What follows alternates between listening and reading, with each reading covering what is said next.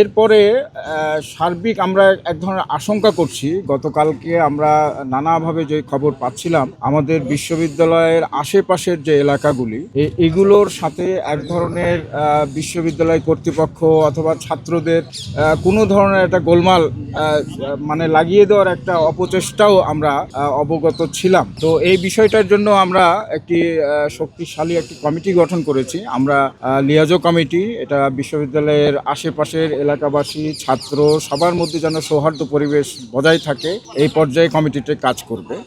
এরপরে একটি গুরুত্বপূর্ণ ইস্যু আমাদের রাকসু নির্বাচন। তো রাকসু নির্বাচন আমরা আশা করছি যথাসময়ে হবে। এখন পর্যন্ত আমাদের ছাত্র শিক্ষক কর্মকর্তা যারা রাকসুর সাথে সংশ্লিষ্ট আছেন, তারা আজকে একটা কর্মসূচি পালন করেছেন, কিন্তু রাকসুর কার্যক্রমকে তারা আওতামুক্ত রেখেই কাজ করেছেন। এটা আমরা অত্যন্ত আশাবাদী এবং রাকসুর সাথে সংশ্লিষ্ট সকল পক্ষকে, ছাত্র সহ সকলের প্রতি সিন্ডিকেট থেকে এই রাকসুর ব্যাপারে সিদ্ধান্ত দেওয়ার কিছু নাই। কারণ হলো যে ওটা একটা পৃথক বডি, স্বতন্ত্রভাবে কাজ করছেন। আমাদের এখানে সিদ্ধান্ত নেওয়ার কিছু থাকে না। আমরা উভয় পক্ষকে, যতগুলো পক্ষ আছে, তারা যেন রাকসু এটা যথাসময়ে হয় এবং এই ব্যাপারে সর্বোচ্চ ধৈর্য এবং তাদের সহযোগিতা কামনা করছি আমরা সিন্ডিকেটের তরফ।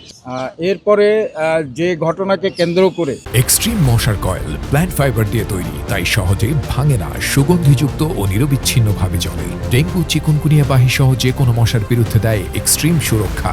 আমাদের কালকের এই ধরনের একটি যে ইস্যুটিকে কেন্দ্র করে সেটা নিয়েও এখানে আলোচিত হয়েছে এবং আমরা যথাযথভাবে গতকালকে যে ঘোষণাটা দিয়েছিলাম, এইটার কিছু মানে আনুষ্ঠানিকতা মানে এটা সিদ্ধান্ত গ্রহণের জন্য কিছু বডি আছে, সেই বডিগুলোতে যেতে হয়। এগুলো আমরা দ্রুতই হয়তো সেই বডিগুলোর সভা ডাকবো। আমরা গতকালকে যে ঘোষণাটি দিয়েছি যে এটা স্থগিত করা হয়েছে, সেই বিষয়টি আমরা সিন্ডিকেটকে রিপোর্ট করেছি এবং সিন্ডিকেট আমাদের এই সিদ্ধান্তের প্রতি সমর্থন জ্ঞাপন করেছে। সুতরাং এটার ব্যাপারে আমরা যথাযথ যে নিয়ম, যে বডিগুলো আছে, সেগুলো নিয়ে চূড়ান্ত আমরা একটা ঘোষণা আসবে অচিরেই। কিন্তু আমরা এটা স্থগিত, এই কার্যক্রম আমরা এটা কি স্থগিত করেছেন এটা বললে আমাদের গতকালকে মানে ওই যে প্রাতিষ্ঠানিক সুবিধার অংশ হিসাবে বিশ্ববিদ্যালয়ের স্টাফদের সন্তানদের ভর্তির যে বিষয়টা, তো সেইটা ভর্তির কার্যক্রমটা শুরু হওয়ার কথা ছিল আজ থেকে। তো এটা গতকাল রাতেই ভাইস চ্যান্সেলর স্যার বলে এটা স্থগিত করেছেন। এটা আপাতত স্থগিত, এটা আমরা শুরু করছি না। আমাদের ওই সংশ্লিষ্ট বডিগুলোতে আবারও পুনরায় এই ব্যাপারে আলোচনা হয়ে সকল পক্ষের সাথে আলোচনার পরেই এ ব্যাপারে আমাদের চূড়ান্ত